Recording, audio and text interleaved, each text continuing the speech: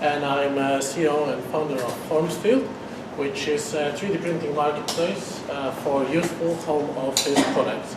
So I became interested in 3D printing almost a year ago when I attended a meeting in the Silicon Valley on this topic.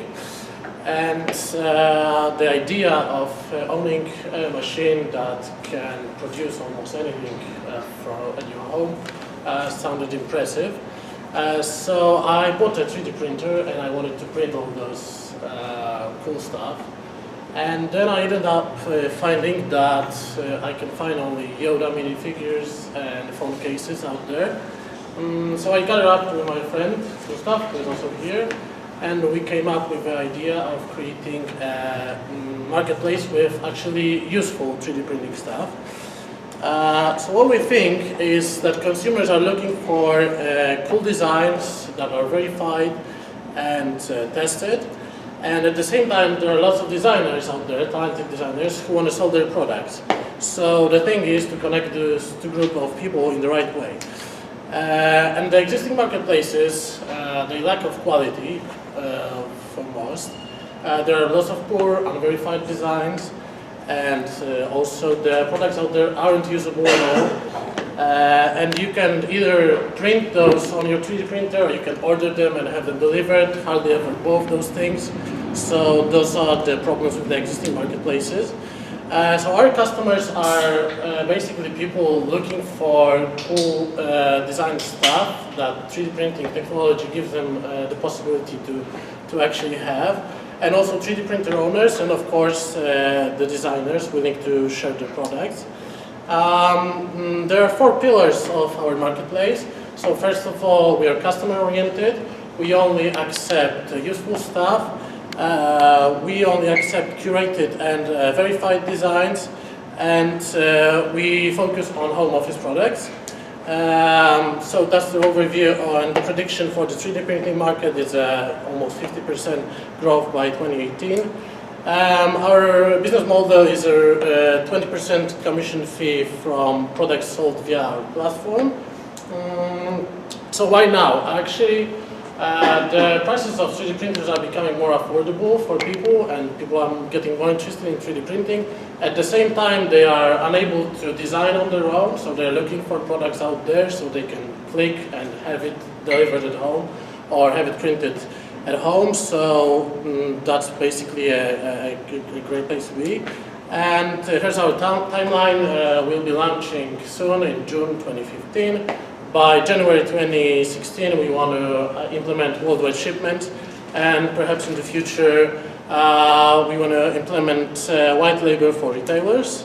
There's a look at our competitors. So basically, we are giving you only 3D printing designs. You can sell the designs on our marketplace. We secure the source file, and we are giving you the 3D printing service and direct stream to your printer.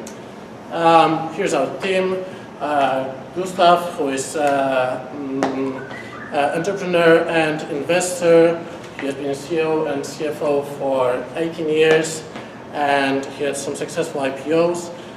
Here's Tomek, who owns a software house back in Poland, and me, of course. And I'll be happy to answer any questions. Can you go back to the one rebuttal of the 10 billion or something? I didn't get that. That one. You went so fast. Yeah, it's actually the value of the 3D printing market. So it's 1.3 billion in 2013, and it's predicted to be 10.8 by 2018. So almost 50% growth out there. Question? What differentiates your marketplace from Shapeways? Well, so Shapeways is more or less for everything, and we are focusing on home office products. That's the main difference. And then otherwise, Shapeways is a place where you go, you find a product, you buy it, they print it for you, and they send it to you, they deliver it. Well, whereas you come to our marketplace, you find a product, if you own a 3D printer, you click, and it prints at your home. It streams directly to your printer. You can also order it, we'll print it for you and deliver, but that's something, the first thing I told you about is something that Shapeways doesn't actually offer. So that's the main difference. And may I ask why the focus only in home office products? Aren't you narrowing your possible revenues a lot? Yes, we are. But we want to find some different spaces in the future, for example, kitchen stuff or other places. But myself, I think it's good to find a niche for the beginning. And well, in the existing marketplaces, Shapeways, for example, the problem is there is a lot of mess out there. You get some kitchen stuff, drone parts, phone cases, and you kind of get this feeling that there is everything. And if you are searching for something specific, it often ends up with you not finding it. So I prefer to start with a niche and fill it up with everything that is needed over there, and then we can expand. To prevent the clutter. Yeah. But and in that case,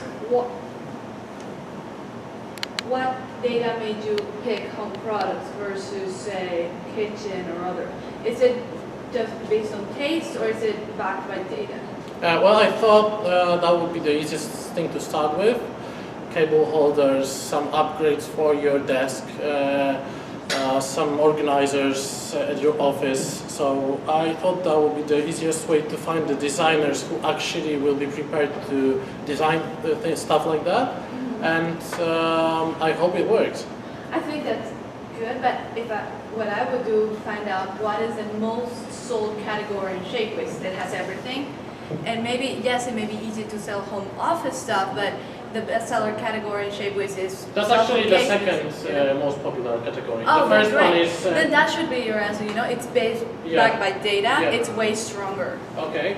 I think. Okay, thank you. Yeah, I think that's a good topic. Have you done much pitching before? Pardon? Have you done much pitching before? No, that's my first pitch. Okay.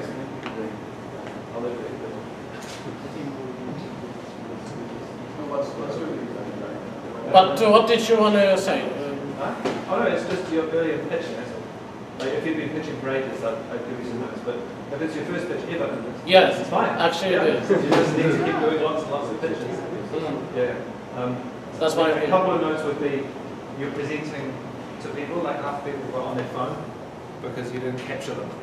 So they're all just here like looking on their phone because you didn't capture them, so it's not their fault for being on their phone, right? Yeah, okay. So when you're presenting, you need to capture the room.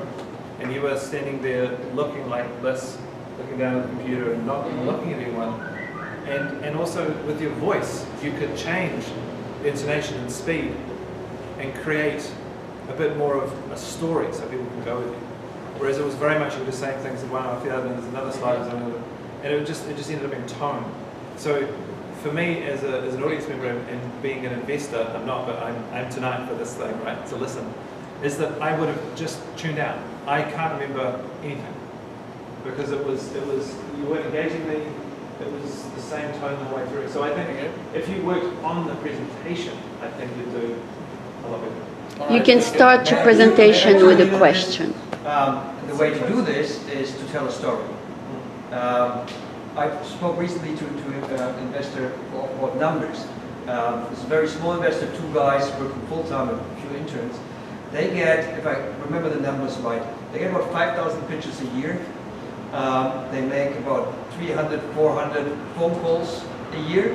And then they commit to 40 deals, of which they sign 20. This gives you an idea of how many pitches they get, to how many guys like you they're talking, and how short their attention span is. And this is, this is a small one that actually nobody knows. If you go for the big guys, they get, totally other magnitudes of pitches per day. So you need to tell them a story that they will remember.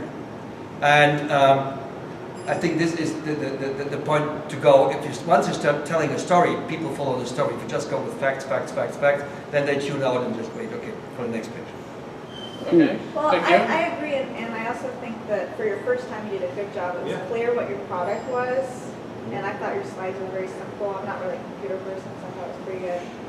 And then you did try to tell a story, but your story was kind of weak. You said, this is how I got into it a year ago. Yeah. So I kind of liked that, but I thought it was a very weak, like a year ago, kind of got into it. So you can either make something up, like when I was a little boy, I love cartoons, you know, just something. And then since you're talking about why your product is so good, like, okay, this product is weak because the quality and the designs are lame, maybe show us this is what they are and this is how ours are going to be. Because I'm a very visual person, and if, you know, that was a comment, maybe just show us a quick, or in a slide. And I think you just were looking down because the laptop was down. If your eye focus was up, like there, you know, you would have activated. So that would have helped a lot, and it's your first time, so the more you do it, you'll go a little slower, and you can just pick areas to change the tone and rhythm, and one time go slow, one time go fast. But it was, I thought for a first time, it was very good. Yeah, the first time was fine. Thank you. And if the pitch is additive, so everything you say adds more weight to the end of it, they're like, oh my god, I have to invest. Because you add all the points together, and they just, like, their minds explode. If you want. I really appreciate you writing it down, you know, because sometimes people don't remember. Well, because I'm an actor, so that's how you do notes. Yeah, we can pass out little cards and give feedback. Questions, feedback? Well, I would suggest you start your pitch with a question.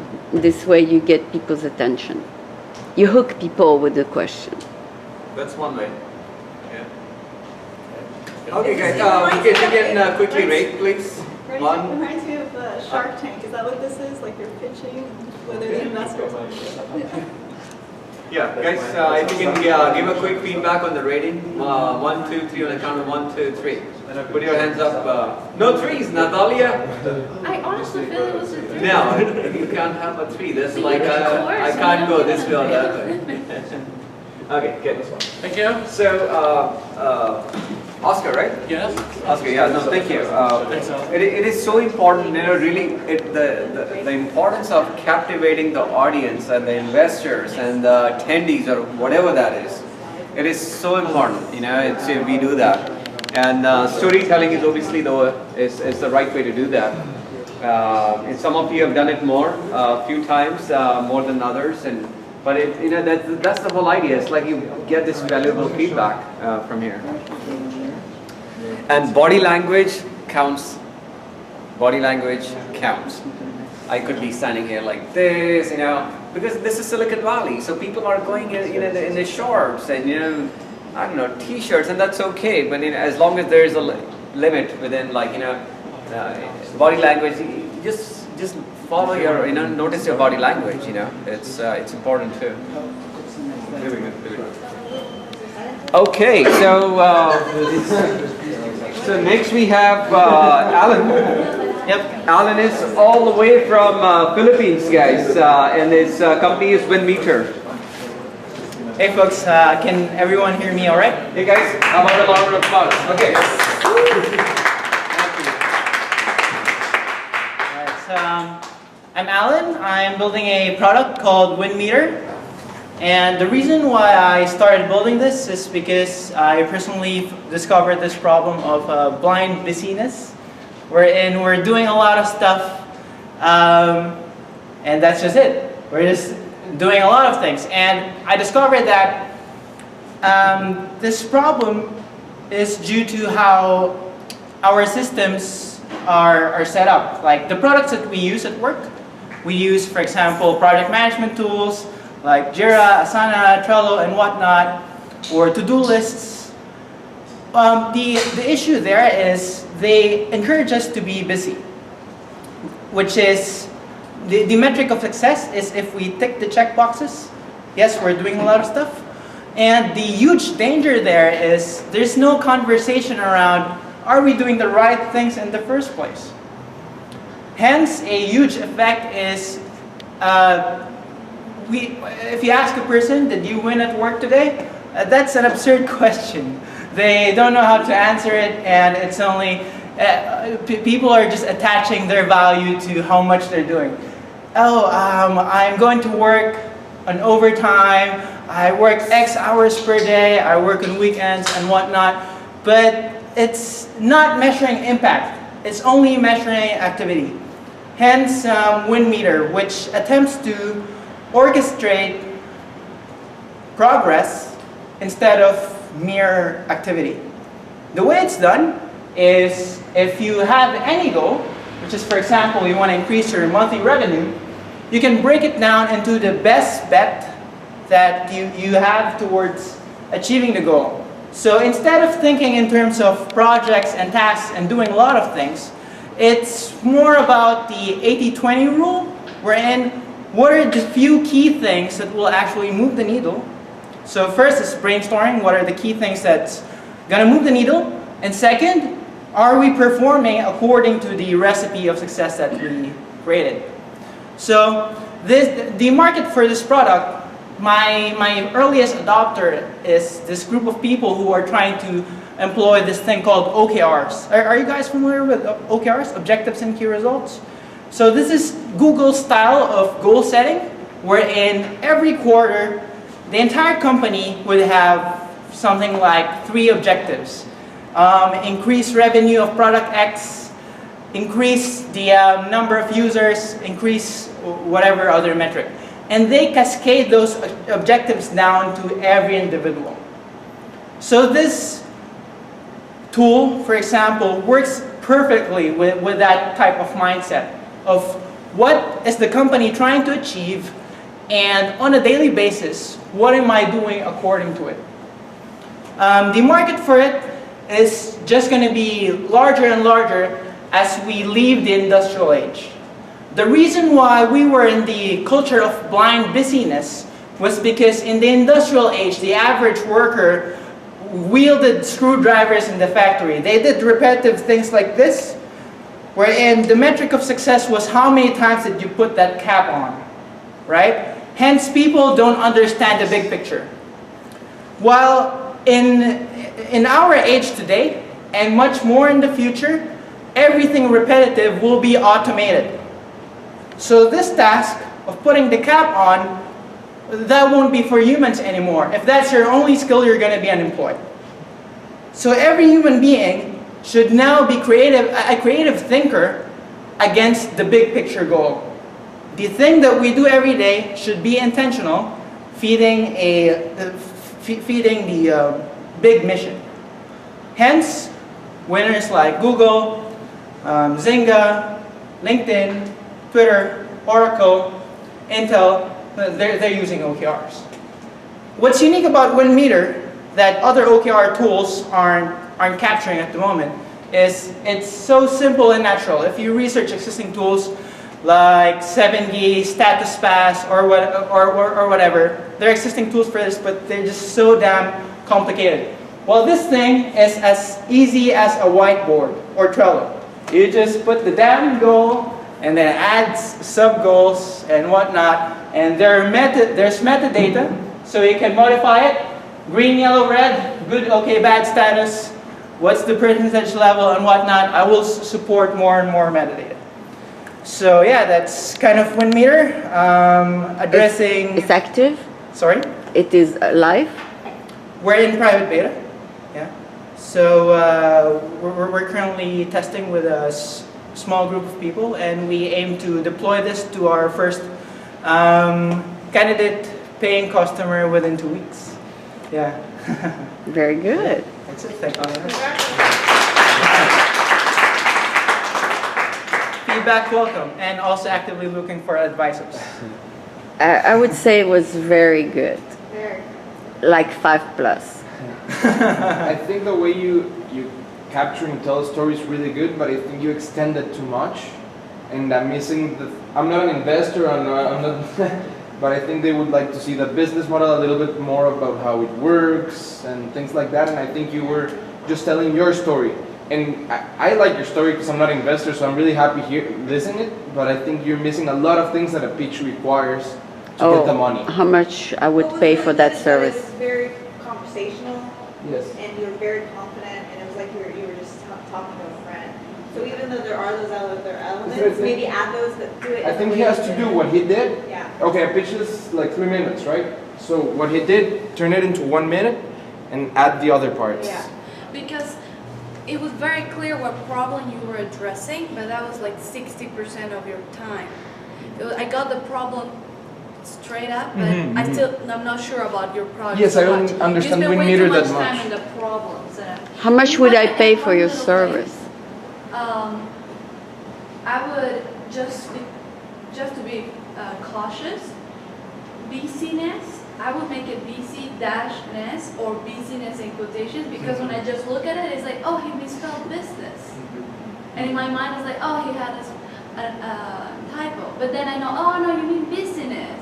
But it's not really a word, you know. So Great you feedback. Yeah. Oh, it's a real word though. It's in the dictionary. Is it? But it's not common. That's the problem. Okay.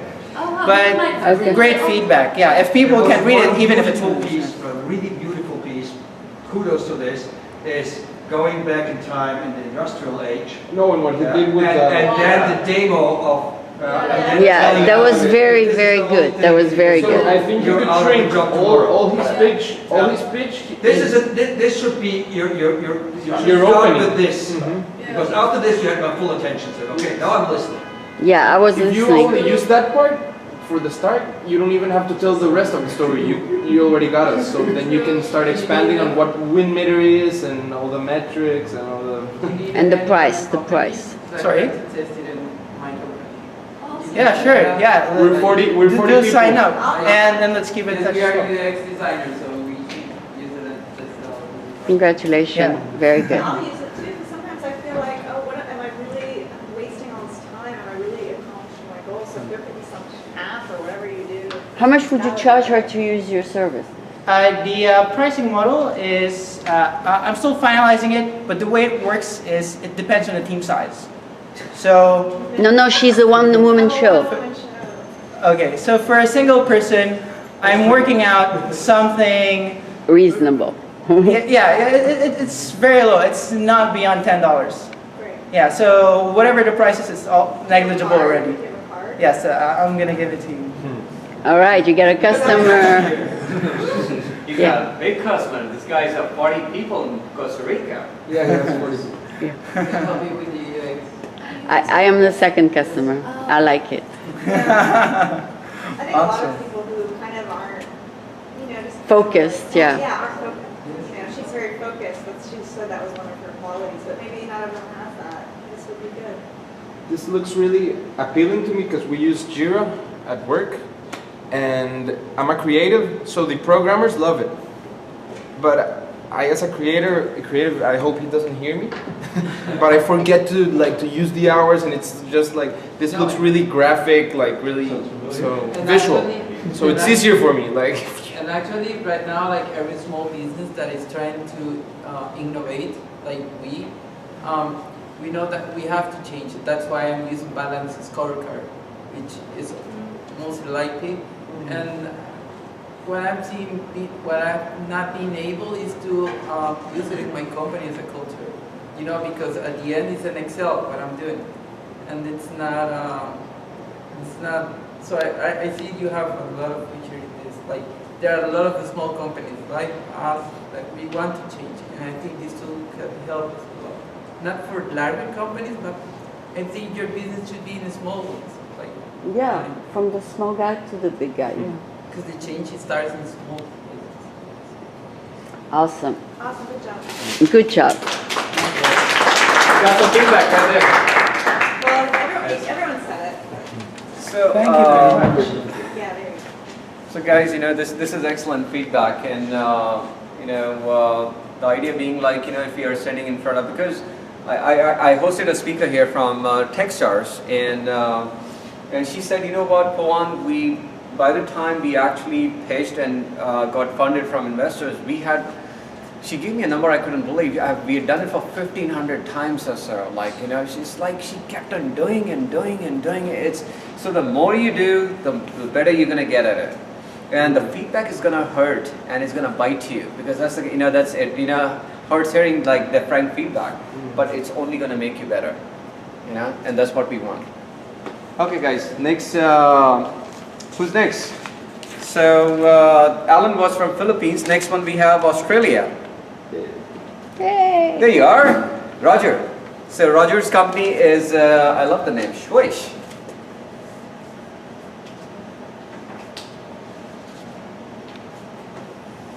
If you need to flip through the slides, there's like a remote to do that. You know.